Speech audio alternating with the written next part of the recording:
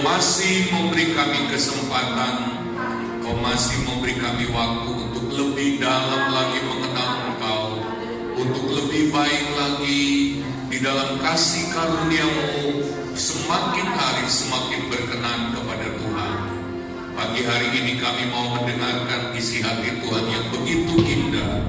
Kami mau menikmatinya, kami mau mengalami dipulihkan, disembuhkan oleh Tuhan. Dalam nama Tuhan Yesus, urapilah hamba-Mu, berikan kami kewahyuan. Kami mau duduk dengan hati yang tertuju kepada-Mu.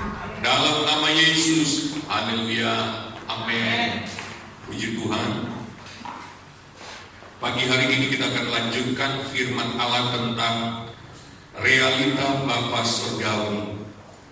Mari kita langsung saja membaca Yohanes pasal 14 ayat 8 yang kita sudah baca minggu yang lalu, tetapi kita baca kembali ayat ini. Yohanes pasal 14 ayat 8 berkata demikian.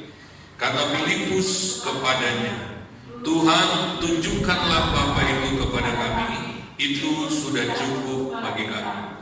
Saudara, ayat ini adalah pernyataan tentang kebutuhan besar dunia ini akan figur Bapa yang benar, saudara.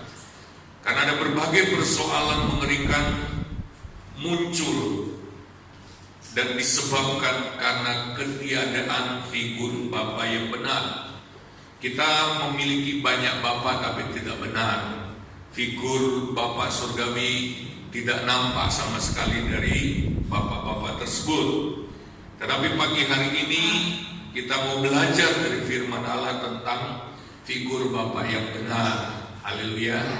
Minggu yang lalu kita sudah belajar sedikit, dan saya percaya kalau kita mulai menerapkannya, kita mulai membangun hubungan yang benar dengan Bapa, maka kita akan mengalami realitas dari Bapa Surgawi yang begitu luar biasa. Nah saudara, Bapa Surgawi itu kan tidak kelihatan. Lalu bagaimana kita bisa menikmati realita Bapa yang tidak kelihatan itu, saudara? Ya.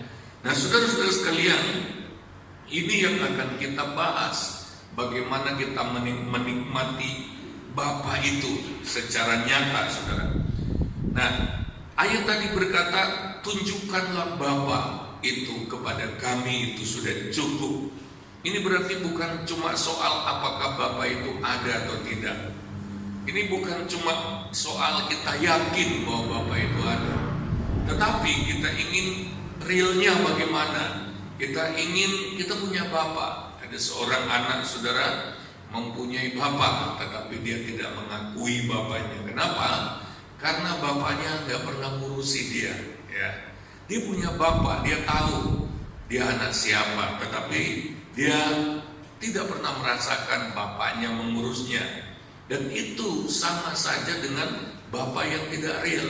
Dia tidak pernah menikmati arti memiliki seorang Bapa.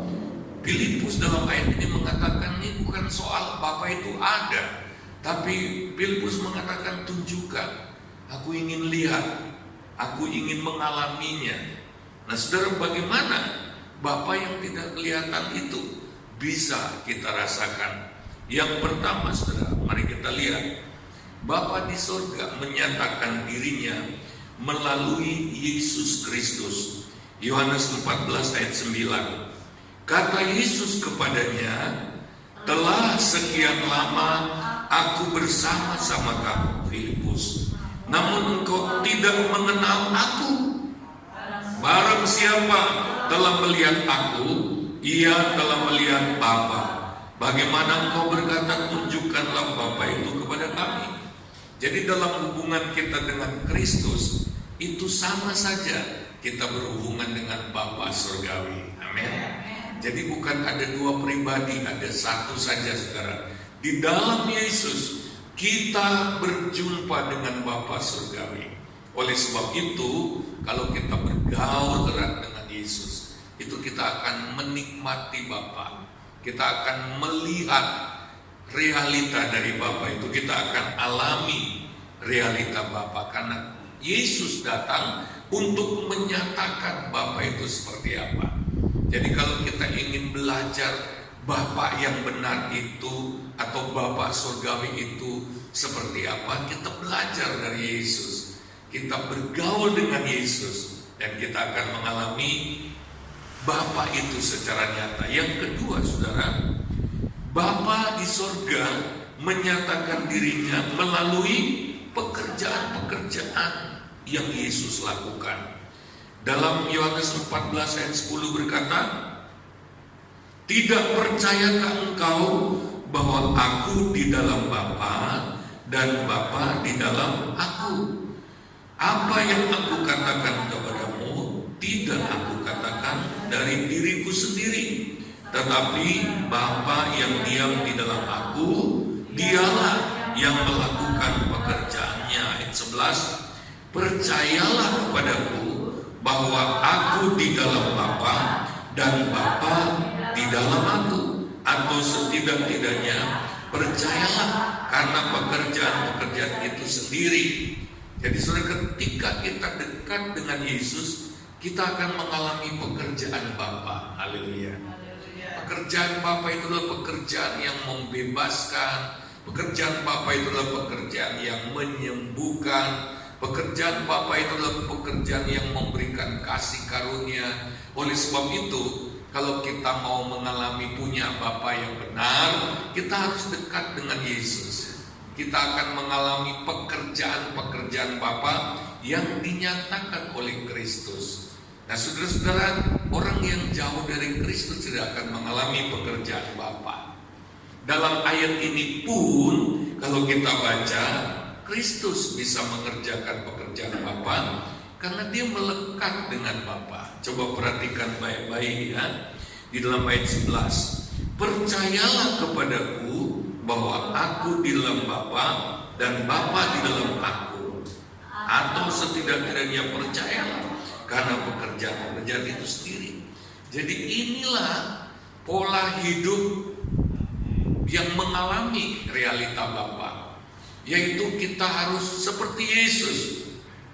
Dia ada di dalam Bapa, Bapa ada dalam dia. Ini berbicara tentang keintiman. Haleluya. Kita harus mengalami ini juga supaya pekerjaan-pekerjaan Bapa dinyatakan di dalam kita, bahkan juga melalui kita. Kalau kita baca ayat 12, barang siapa percaya kepada Kristus, dia juga akan mengerjakan pekerjaan-pekerjaan Bapa, bahkan lebih besar. Artinya apa? Bapa juga menyatakan dirinya melalui kita, melalui pekerjaan-pekerjaan Bapa yang dikerjakan melalui kita. Nah, saudara-saudara, jadi apapun keadaan Bapa kita di dunia, Bapa di surga yang akan menjawab apa yang mereka tidak berikan. Amin. Tidak peduli keadaan Bapa kita yang penuh, bapak-bapak atau orang tua kita yang penuh kekurangan. Hari ini Tuhan mengatakan, "Aku yang mau menjadi Bapakmu yang sejati." Haleluya. Ini yang harus kita alami. Dalam hubungan dengan Tuhan, kita harus mulai membangun hubungan yang baru, yaitu hubungan antara Bapa dan anak. Ini hubungan yang sangat indah. Ini akan mengubah hidup kita. Nanti kita belajar, saudara. Mari kita lihat bagaimana Bapa menyatakan diri melalui pekerjaan-pekerjaan yang Yesus kerjakan. Yang pertama, waktu Yesus disalib, di situ dia lakukan pertukaran. Ya, dia tukar posisi kita dengan posisi dirinya. Harusnya kita yang berada di salib, tetapi Bapa di surga katakan jangan, itu anak-anakku. Lalu dia sendiri yang berkorban. Siapa Yesus itu? Yesus itu adalah pengorbanan dari Bapa untuk kita. Bapa mengambil alih. Dia tahu bahwa kita anak-anaknya harusnya dihukum, tetapi Bapa surgawi menyingkirkan kita. Biar aku yang mengambil posisi itu. Mari kita merenungkan kasih Bapa ini. Haleluya. Dia tukar tempat. Dia ambil kita, dia geser kita. Jangan. Aku sangat mengasihi engkau. Bukan kau yang harus disalib. Biar aku yang disalib. Menggantikan engkau. Mari renungkan ini, saudara. Supaya kita bisa memiliki gambaran yang baru tentang Bapa. Dia rela mengorbankan nyawanya. Dia rela mati di salib itu mati yang memalukan. Dia menanggung hal yang memalukan dari kita. Orang yang mati di salib itu orang yang pada masa itu orang yang jahatnya benar-benar jahat, yang moralnya benar-benar hancur. Orang yang mati di salib itu orang yang sampah masyarakat, tidak ada harga, sangat memalukan. Itu adalah posisi kita. Harusnya kita itu yang digantung di salib, supaya orang tahu kita itu begitu memalukan. Tapi Bapa tidak tega. Bapa mengambil tempat itu. Dia menanggung semua rasa malu yang harus kita tanggung, yang seharusnya kita yang memikulnya. Coba mari kita rasakan kasih Bapa.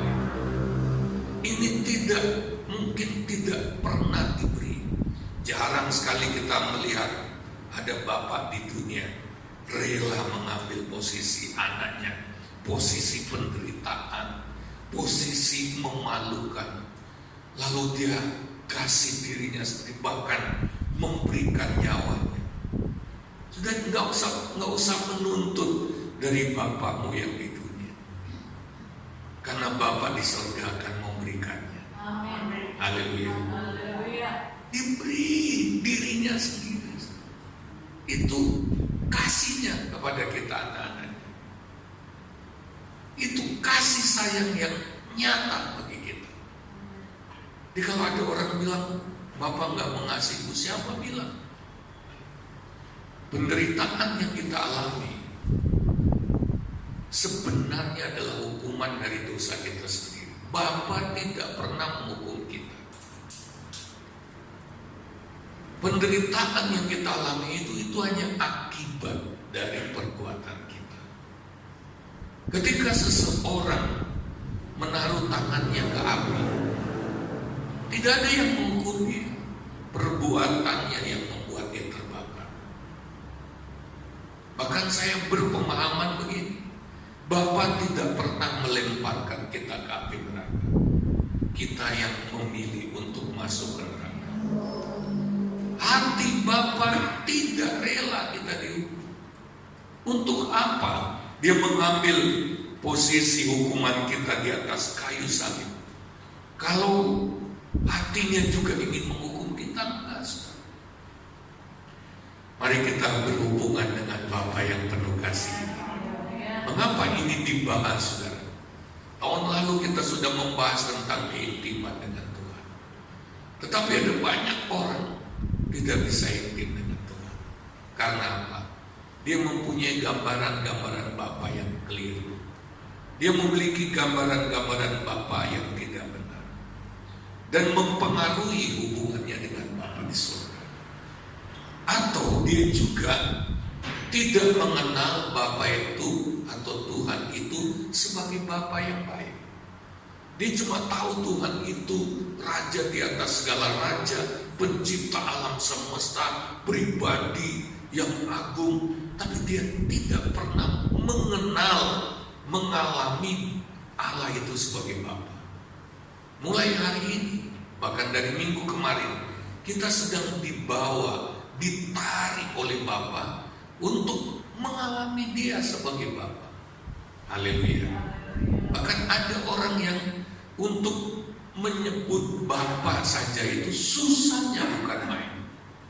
Setiap kali dia mau menyebut Bapa, dia pasti histeris. Karena kata Bapa itu kata yang traumatis bagi dia. Karena dia sering disiksa, dia sering dianiaya. Ada seorang bapak kalau mukul anaknya digantung kaki di atas, lalu dihajar. Sesudah itu dicelup-celupkan di kamar mandi. Saya punya teman seperti itu. Dan anak ini akhirnya terhilang, meninggalkan Yesus. Dan dia tidak sanggup menyebut kata Bapa, karena kata Bapa baginya itu mengerikan. Tapi kemudian dia dipulihkan ketika bapaknya dipulihkan. Saya tidak tahu perkembangannya sekarang, tapi ada beberapa anak yang akhirnya juga dipulihkan. Karena apa? Bapaknya ternyata juga dulu korban dari kakeknya juga. Ya, dia diperlakukan seperti itu. Jadi kita lihat saudara, ketika seseorang tidak mengalami figur Bapa yang benar, justru dia mengalami figur Bapa yang salah, hidupnya juga pasti berantakan. Berbahaya sekali saudara kalau kita tidak mengalami Bapa surgawi. Kita akan memiliki gambar diri yang berantakan. Kita akan memiliki gambar diri yang rusak. Bahkan kita takut mengakui dia Bapa kita. Karena apa? Bapa itu berarti identitas. Bapa itu melekat di kita. Orang bisa cap, orang bisa stempel kita, ya, dari garis keturunan kita. Siapa Bapamu? Sehingga kita itu merasa kita ini anak siapa. Mau mengakui anak siapa kita mah. Saudara, hari ini saya mau beritahu, Bapa di surga bukan seperti Bapamu di dunia. Dia mengakui kita sebagai anaknya. Dia Bapa yang sempurna. Tahun 1989 ada seorang penguasa Rumania yang akhirnya berakhir kekuasaannya. Selama dia berkuasa namanya Nikolai. Itu tahun 1989 berakhir. Ketika kekuasaannya berakhir, orang menemukan panti-panti yang dikelola oleh pemerintah secara buruk. Pada masa kekuasaan Nikolai ini, dia tidak memperbolehkan ada pembatasan kelahiran. Biar lahir sebanyak-banyaknya. Sehingga orang takut untuk keluarga berencana. Akibatnya saudara, ada begitu banyak anak dilahirkan dan ditaruh di pinggir jalan karena orang tuanya nggak sanggup pelihara, miskin. Dan anak-anak ini kemudian diambil, ditaruh di panti asuhan. Tetapi panti asuhan ini dikelola begitu sangat buruk. Ada anak ditaruh di semacam kandang kayak kandang hewan, ya, supaya nggak kemana-mana, tapi nggak dikasih makan. Ada anak yang terlalu aktif diikat di kursi berjam-jam dan para pengasuhnya tidak peduli dengan tangisan mereka. Satu waktu saudara, ketika Nikolai ini berakhir kekuasaannya dan ketahuan ada panti-panti yang dikelola sangat buruk, lalu orang-orang barat datang untuk mengadopsi anak-anak ini. Dan ketika mereka pelihara dari usia yang 9, yang 8 sampai kira-kira 12 tahun, saya tahu kondisi anak-anak ini itu tidak percaya lagi akan orang-orang dewasa. Mereka sudah terlanjur selama satu dasawarsa 10 tahun. Mereka diperlakukan dengan kejam. Mereka tidak pernah merasakan kasih. Mereka tidak pernah merasakan perhatian. Sehingga saudara, anak-anak ini sering meledak kemana, walaupun sudah diadopsi oleh keluarga yang mengasihi mereka. Tapi anak-anak ini mentalnya itu sudah terblokir. Mental dan emosi mereka sudah berkata, tidak benar semua. Ya. Lalu kemudian anak-anak ini menjadi gampang sekali marah, bertindak labil. Itu anak-anak itu, saudara.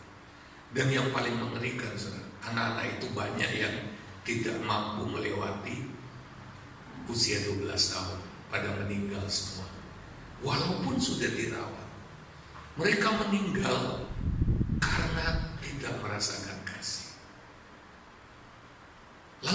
Ada yang pernah lewat, saudara, dia sakit-sakitan, dan akhirnya juga gak sembuh dan mati. Hanya ada satu yang lewat karena berhasil. Dia berhasil diyakinkan.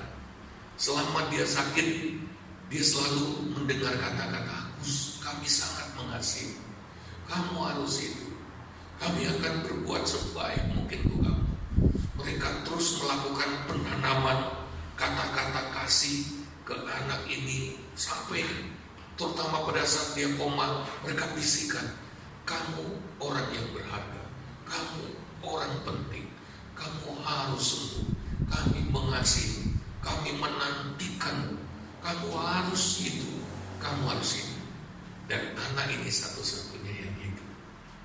Jadi kita lihat sekarang, ternyata kata-kata pujian dari orang tua, kata-kata penuh kasih, ya, kata-kata yang menghargai, itu membantu penyembuhan, membantu dia sembuh dari luka-luka, bukan fisik saja, luka-luka mental, luka-luka emosi, dia sembuh.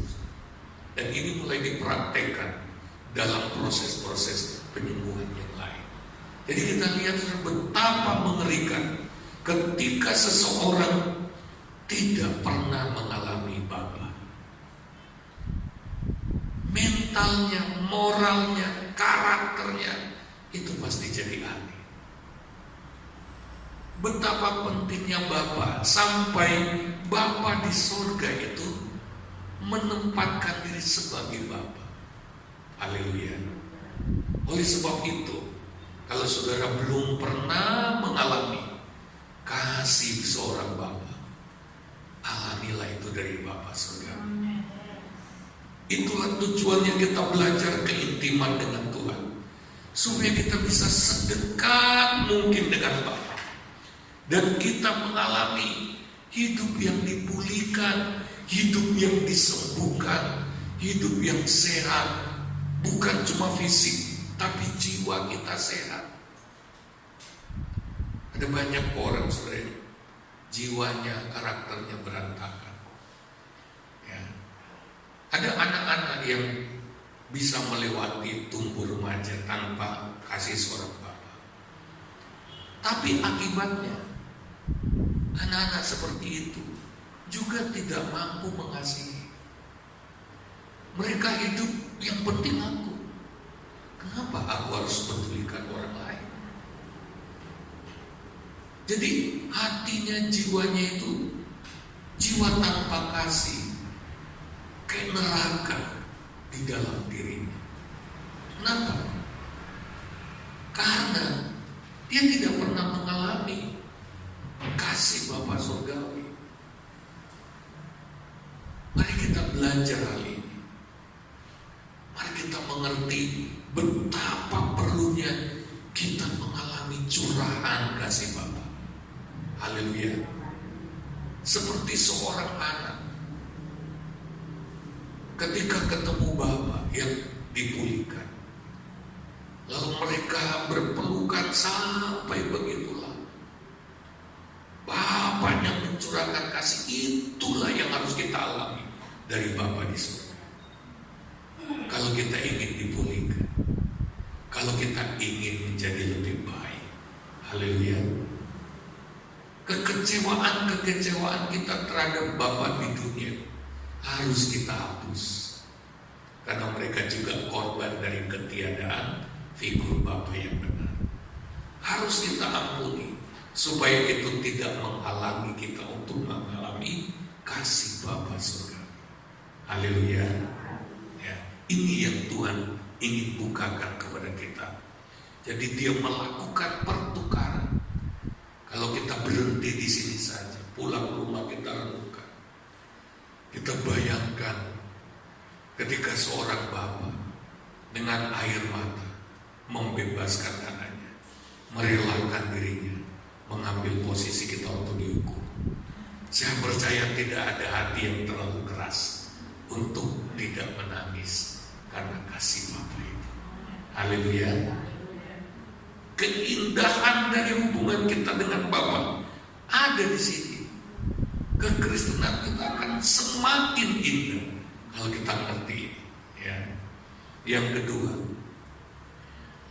kasih Bapa, pekerjaan Bapa itu juga dinyatakan melalui Ia menanggung semua penderitaan kita dengan menerima semua hukuman. Itu tadi ketika Dia disalib, Dia tanggung semua penderitaan kita. Oleh sebab itu kalau kita menderita hari ini dan kita datang kepada Bapa, Dia akan berkata, waktu itu aku merasakan ini. Haleluya. Sehingga kita bisa bersama-sama dengan Bapa. Karena penderitaan dosa yang Tuhan Yesus tanggung di kayu salib, termasuk dosa-dosa yang akan datang, yang masih dilakukan oleh anak-anaknya, serta akibat-akibatnya. Dengan kata lain, kalau kita bersekutu dengan Bapa surgawi di salib Yesus, maka kita akan dikuatkan dalam menghadapi penderitaan apapun. Haleluya. Yang ketiga, melalui Ia menanggung kematian kita dengan Dia korbankan nyawanya. Dia bukan disalib nggak mati, menderita lalu selesai turun, sampai nyawanya sendiri Dia serahkan. Coba bayangkan kalau ada di kita yang memiliki seorang yang mengasihi kita dan yang kita kasih juga, lalu karena sesuatu hal demi menyelamatkan kita, Dia menatap kita dan berkata, jangan mati, biar aku yang mati. Gimana perasaan kita? Bapa memberikan yang termahal dari diri. Yesus memberikan yang termahal, yaitu nyawanya sendiri. Dia mengalami kematian demi kita. Haleluya. Haleluya. Mari kita lihat saudara, yang berikut saudara. Kasih Bapa surgawi dinyatakan melalui inisiatif kasih Bapa yang menjangkau kita lebih dulu. Inisiatif Bapa maksudnya begini, kita itu tersesat hilang ingatan, kira-kira begitu. Sehingga untuk diharapkan sadar dan balik gak bisa. Kita hilang, kita tersesat hilang dan gak tahu jalan pulang. Jadi lulu itu. Begitu mengerikan keadaan kita, sehingga kalau Bapa tidak bertindak duluan, gak ada harapan bagi kita. Oleh sebab itu, jangan jual-jual mahal dengan Tuhan. Amin. Ada seorang saudara di air terjun Niagara yang memang terkenal kekuatannya, saudara. Terkenal. Lalu apa yang terjadi, saudara? Dia coba naik perahu menantang bahaya air terjun Niagara. Ketika pada batas bahaya, maka para petugas mengatakan stop, jangan lanjutkan. Dia sedang terus menuju ke air terjun. Petugas katakan stop. Lalu mereka mulai melemparkan tali. Ambil tali ini. Di posisi itu kamu gak bisa berbalik lagi.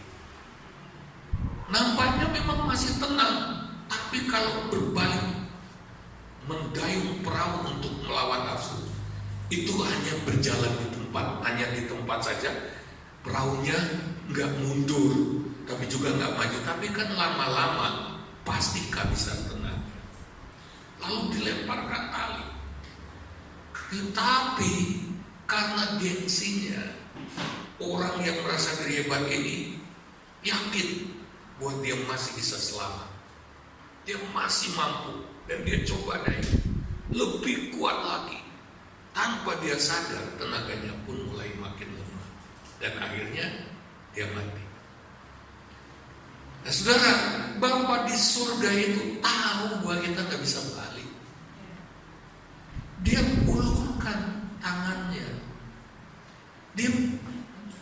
tawarkan kekuatannya. Ayo. Tapi banyak anak Tuhan yang masih merasa kuat, padahal dia sedang terancam bahaya. Jual mahal, seolah-olah dia pikir nanti aku bisa besok. Sekarang belum bisa. Nanti besok aku baru intim dengan Tuhan. Tanpa dia sadar, dia sedang hanyut. Dan dia sedang berhadapan dengan kekuatan yang dia nggak bisa lawan lagi. Dia sedang berhadapan dengan kekuatan dosa, kekuatan iblis yang dia tidak akan mampu atasi. Kecuali dia merespon kasih Bapa. Dia berpikir, banyak anak Tuhan berpikir bahwa Tuhan itu sangat membutuhkan jasanya dia. Padahal Tuhan itu, Bapa itu hanya ingin menyelamatkan dia. Yang butuh Bapa itu dianya. Tapi banyak anak Tuhan merasa bahwa kalau dia intim dengan Tuhan, setia kepada Tuhan, seolah-olah dia sedang memberi jasa kepada Tuhan. Padahal dia yang butuh Bapa. Dan berapa banyak orang yang akhirnya meninggalkan Tuhan. Alkitab mencatat bahwa di hari-hari terakhir banyak orang akan murtad. Kenapa murtad? Gak kuat, gak mampu. Pada saat Bapa mengulurkan tangannya, gak mau. Coba baca, tidak ada dalam catatan saya, Yesaya 55 ayat 6. Yesaya 55 ayat 6. Banyak yang gak sadar. Ya, coba baca. Tolong baca. Carilah Tuhan selama ia berkenan ditemui, berserulah kepadanya selama ia dekat. Itu kata selama itu berarti gak selama-lamanya. Semasi ia berkenan. Sebab Tuhan itu ada batas kesabaran. Kita sudah belajar bahwa Roh Kudus bisa ditantang, dilawan, bisa diduka citakan, dan bisa dipadamkan, bisa dihujat. Akhirnya kita nggak ada harapan. Kita ngeyel terus. Saudara, tadi malam saya berbicara kepada anak-anak muda bahwa hidup kita ini ada perlombaan wajib. Ibrani 12 ayat 1. Wajib itu artinya begini, nggak bisa ditolak, nggak bisa. Ya. Contoh yang nggak bisa ditolak, saudara. Dulu Nokia itu handphone yang paling hebat. Mereka nggak mau mengembangkan diri, mentok. Diingatkan mereka kepedean. Kita ini handphone penguasa dunia. Lalu kemudian muncul smartphone yang baru. Nokia tenggelam. Nokia mau nggak mau dia berhadapan dengan perlombaan, persaingan yang harus. Ketika dia mentok, nggak mau maju, nggak mau berkembang, hancur. Itu. BlackBerry juga sama pongannya dengan Nokia. Munculnya BB keren, tapi nggak mau berkembang. Menganggap dirinya udah paling kuat, nggak apa-apa. Udah jangan dengarkan itu. Akhirnya BlackBerry di mana? Dulu orang pegang BB itu pamer keren. Sekarang nggak ada artinya. Kenapa? Nggak mau berubah. Dihancuri oleh sesuatu yang lebih hebat. Kita juga sedang berhadapan dengan kesukaran dunia yang makin hari makin hebat. Jangan berharap bahwa kesukaran dunia akan berkurang. Menurut Alkitab, kesukaran dunia akan tambah. Lah kita nggak tambah kekuatannya, bagaimana? Kalau kita nggak tambah kekuatannya, bagaimana bisa menang? Kita berkata yang penting hari Minggu aku datang, sesekali nggak datang juga nggak apa-apa. Apa iya? Sekian banyak perusahaan besar, pengusaha, begitu COVID datang, hanya hitung bulan maklek jatuh, tumbang tiba-tiba.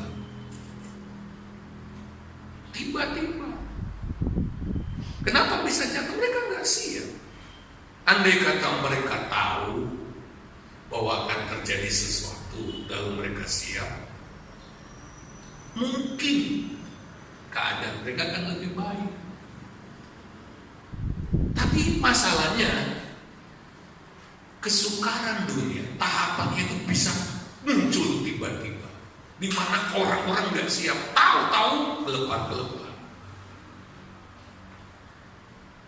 Nah, kita yang tahu bahwa dunia akan makin sukar, harusnya dari sekarang itu kita miliki keintiman dengan Bapa supaya kita siap sedia dan kuat. Haleluya. Supaya Bapa itu selalu ulurkan tangan karena kita ada di dekatnya. Dia bisa terus nantang-nantang. Itu datangnya tiba-tiba. Nggak ada terus bilang, nanti aja om hidup masih baik-baik saja, oh no problem, hidup gue enjoy, hidup gue tenang. Nanti tiba-tiba. Kalau ada pemberitahuan, berapa bulan lagi akan ada kesukaran baru, maka kita bisa melakukan persiapan.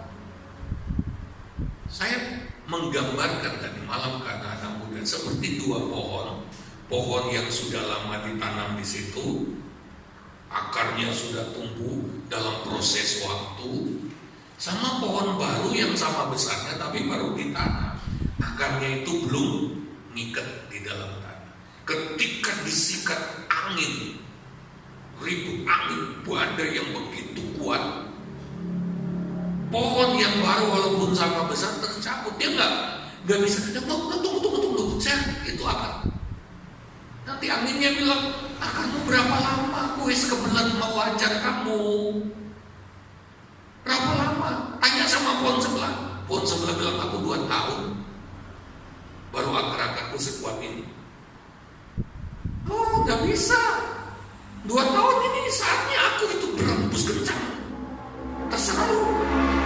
Dia akan cabut. Kenapa? Pohon itu gak bisa dalam semenit menumbuhkan akar kekuatannya. Begitu juga kekristenan gak bisa nanti terus lagi kan, oh Tuhan, beri aku kekuatan, hancur duluan. Kekuatan itu tumbuh perlahan-lahan. Kalau kita cuek terhadap Tuhan, kita gak kuat. Gak kuat kalau kita cuek. Satu waktu dihajar tiba-tiba dia hancur, game. Makanya mari kenallah Bapa, hati Bapa yang begitu indah. Amin. Haleluya. Inisiatif, katakan bersama, Allah itu berinisiatif. Karena kalau bukan Dia yang mulai, maaf, kita nggak ada di sini saat ini. Jadi kalau kita ada di sini itu bukan karena kita hebat lalu kita punya sesuatu lalu kita bilang sama Tuhan, aku istiqomah, kau harus berkati, aku sudah bayar lu dengan kehadiran. Mungkin malaikat yang dengarkan berkata, kau teko itu karena Tuhan yang menolongmu, yang menjamamu, yang menarikmu. Haleluya. Lihat Lukas 19 ayat 10. Sebab anak manusia datang untuk mencari dan menyelamatkan. Kalau kita nggak dicari, dibiarin toh, dipeorake wae, itu bakal nggak ketemu sesat, bakal terhilang selama-lamanya. Jadi jangan merasa seolah-olah kita sendiri yang datang, kita sendiri yang pulang. Enggak, kita nggak akan pernah pulang kepada Bapa kalau Bapa nggak berinisiatif mencari. Haleluya. Saya nangkap. Kalau dibiarkan udah. Saya punya seorang teman di masa kecil yang nakalnya bukan main, tapi bapaknya begitu mengasihi. Satu waktu anak ini berbuat salah dan dia pergi dari rumah. Bapak ibunya menangisi dia terus. Tapi si anak ini tidak mampu untuk pulang. Tidak mampu menatap wajah bapaknya yang penuh dengan kasih yang dia sudah kecewakan. Dan anak ini ambil keputusan, dia tidak akan pernah pulang ke rumah lagi. Dan benar-benar siapapun yang membujuk anak ini, dia tidak mau pulang. Hanya satu yang membuat anak ini pulang. Hanya satu. Anak ini satu-satunya yang membuat dia bisa pulang. Karena bapaknya yang datang menyatakan, kasih nak, kami kehilangan kamu. Seberat apapun kesalahanmu, jangan bikin kesalahan kedua membuat kami kehilangan engkau.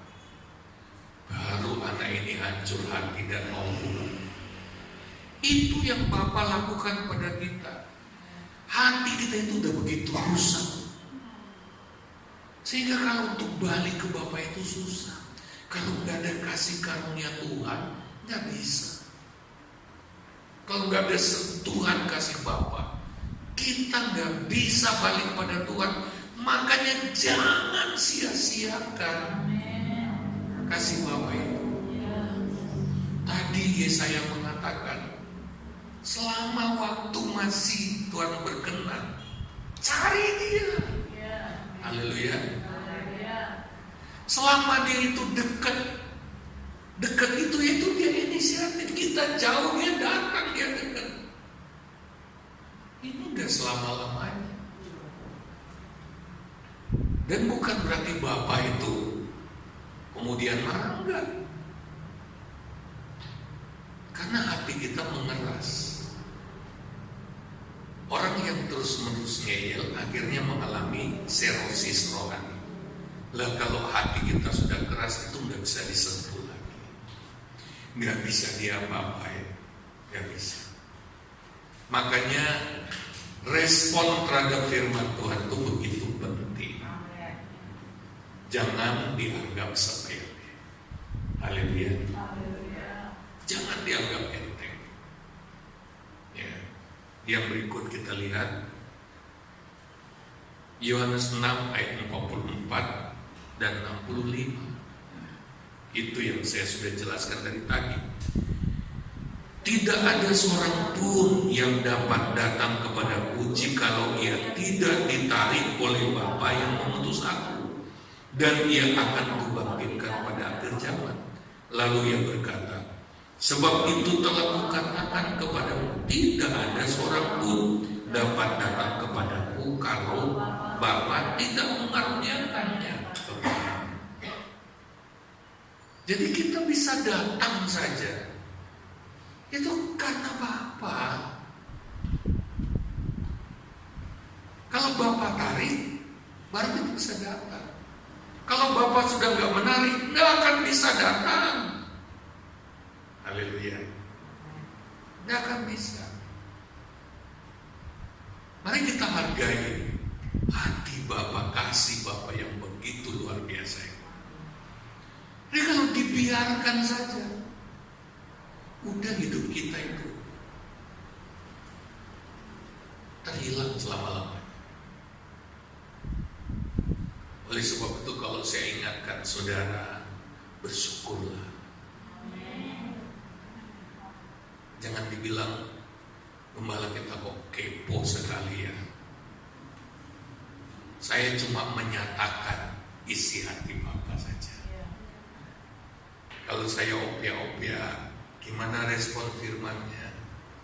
Itu bagian dari kasih karunia yang Bapa berikan kepada kita melalui orang lain. Jadi jangan takut kalau ketemu, saya takut nanti kalau ketemu gembala nanti ditanyain. Gak perlu takut, harus berterima kasih. Karena kalau dibiarin tambah berantakan. Kita nggak bisa tolong diri kita dalam hal ini, nggak bisa. Hanya kasih Bapa yang bisa mengubah kita. Kalau satu-satunya cara untuk berubah dan pulih adalah Bapa kita sudah abaikan, terus harapan kita ada di mana? Kita punya harapan apa lagi? Nggak ada harapan. Nggak ada. Hanya kasih karunia-Nya yang menjadi sumber satu-satunya yang membuat hidup kita bisa lebih baik. Tuhan itu sudah murah hati. Kita ini udah rusak. Sebetulnya pantasnya itu dibawa ke tukang rongsok, kira-kira begitu. Lalu Tuhan bilang, aku bisa mengubah hidupmu bisa lebih baik. Kita ngeyel, kita jual mahal, memilih jadi rongsok. Karena kita pikir kalau saya respon Tuhan, Tuhan untung. Yang untung itu kita. Haleluya. Dengar baik-baik, jangan jual mahal terhadap kasih karunia Tuhan yang masih mau menerima kita, yang masih mau menolong kita. Jangan jual mahal, nanti kita menyesal. Nanti menyesal. Tahu-tahu kita sudah masuk pada dosa memadamkan Roh Kudus. Kalau Roh Kudus sudah dipadamkan oleh perilaku kita, sudah. Anak yang saya gambarkan tadi itu masih sempat, walaupun dia sudah akan menjadi gelandangan. Karena apa? Hatinya itu sudah, mentalnya sudah berkata, aku nggak layak. Aku udah mengecewakan Bapak. Untuk Bapaknya datang. Akan ada waktunya di mana seorang yang ngeyel terus dengan Tuhan akhirnya memiliki mental seperti itu. Nah, aku sudah terlalu banyak dosa. Percuma, aku nggak kuat. Coba baca Mazmur pasal 1. Mazmur pasal 1. Musik siap-siap maju ke depan. Mazmur pasal 1 ayat yang kelima berkata, sebab itu orang fasik tidak akan tahan dalam penghakiman, begitu pula orang berdosa dalam perkumpulan orang benar. Dengan baik, akan ada saatnya di mana seseorang tidak akan bisa tahan lagi karena dirinya yang begitu rusak, sehingga hatinya begitu keras berkata, aku tahu bahwa aku ini pasti masuk neraka, tapi aku nggak bisa. Aku nggak bisa. Aku sudah terlalu rusak. Aku sudah terlalu buruk. Dia tidak tahan lagi untuk berada di tengah-tengah orang yang dia rasa orang benar. Jangan sampai kita menuju ke kondisi sebelum dosa makin merusak kita, sebelum iblis makin menghancurkan kita. Larilah kepada Bapa. Biarkan Bapa membenahi. Bapa akan tercermin di dalam hidup sehari-hari.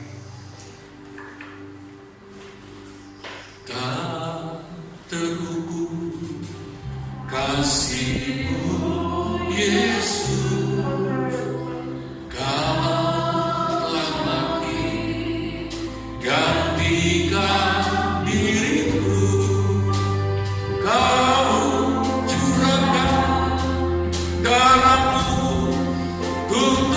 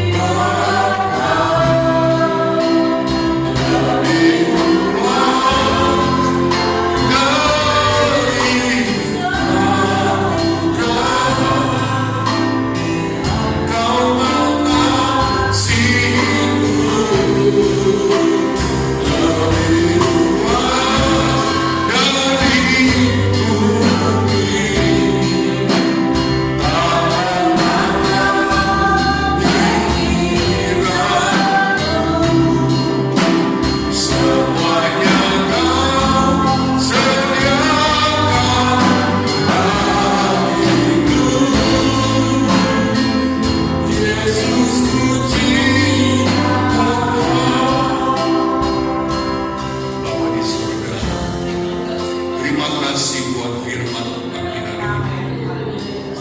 Kami mau lebih lagi dekat dengan Engkau, sebab Engkau bukan Allah yang menghukum, tapi Engkau Bapa yang mengasihi kami anak-anak. Jangan biarkan kami menyia-nyiakan kesempatan yang dibuka Tuhan. Jangan membiarkan kami, Tuhan, jadi begitu sombong yang mencuekin Bapa yang tiap hari mengasihi kami, tiap hari memelihara kami, tiap hari melindungi kami, tiap hari menjaga kami. Jangan biarkan kami begitu pongah, Tuhan. Ingatkan kami bahwa kami ada hingga saat ini hanya karena kasih dan kemurahan dari Bapa Surgawi. Ajar kami bersyukur, ajar kami melakukan firman. Dalam nama Yesus, haleluya, amin. Jangan lupa saudara, kita lagi dalam gerakan 1/4 jam sekali dan 1 jam sekali. Setiap 1/4 jam lakukan bersyukur. Setiap 1 jam sekali, 1 menit diam diri di hadapan hadirat Tuhan, menyadari kehadirannya. Praktekkan itu, saya ingin melihat hasilnya. Tuhan memberkati kita. Haleluya, puji Tuhan, firman Tuhan sangat luar biasa. Mari kita tingkatkan hubungan kita sama Bapa, karena ketika kita dekat sama Bapa, apapun kehidupan kita, perjalanan kita ke depan, pasti Tuhan tuntun ke jalan yang baik. Terima kasih Tuhan. Tiba saatnya kita akan memberikan korban persembahan. Saya minta dengan hormat Ibu Bis kita berdua. Segala puji syukur hanya bagi Tuhan. Terima kasih ya Bapa, dalam kebenaran firman pada malam hari, pada siang hari ini Tuhan. Terima kasih ya Tuhan, berkatan kami ya Tuhan. Firman pada pagi hari ini Tuhan. Biar kebenaran firman menjadi rema di dalam setiap kami Tuhan. Biar kebenaran firman Tuhan memberi kekuatan kepada kami ya Tuhan. Untuk kami lebih lagi melekat kepada Tuhan. Sungguh kami bersyukur Tuhan. Kau sungguh baik dan teramat baik bagi hidup kami Tuhan. Terima kasih ya Tuhan bagi Bapak Gembala yang sudah menyampaikan kebenaran firman kepada kami hari ini. Berkati lebih lagi dan lebih lagi ya Tuhan. Dan juga Ibu Gembala yang ada di tempat ini Tuhan. Dan juga anakku Hansu Tuhan. Biarlah keluarga ini Tuhan semakin hari semakin mengasihi Kau, lebih lagi memperlebar pelayanan Tuhan. Sebentar Tuhan, kami akan memberikan persembahan syukur kami, persembahan perpuluhan kami Tuhan. Bila menjadi kemuliaan dari nama Tuhan. Terima kasih Yesus, terima kasih di dalam nama Tuhan Yesus. Kami sudah berdoa dan bersyukur.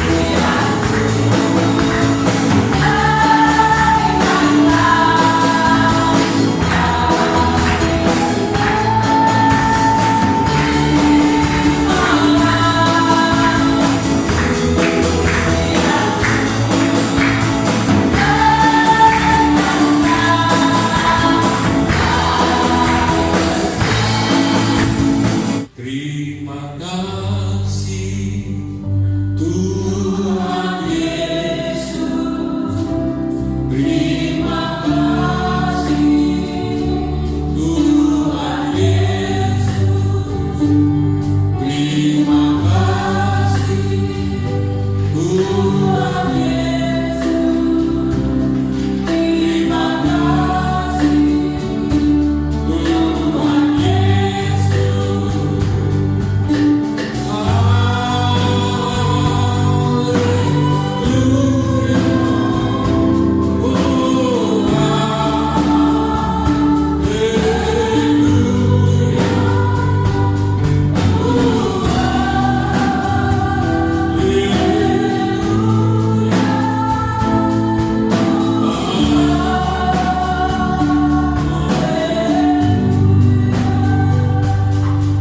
Bapa, kami mengucap syukur untuk berkat-Mu dalam ibadah ini, di mana kami semua sudah menerima begitu berlimpah-limpah.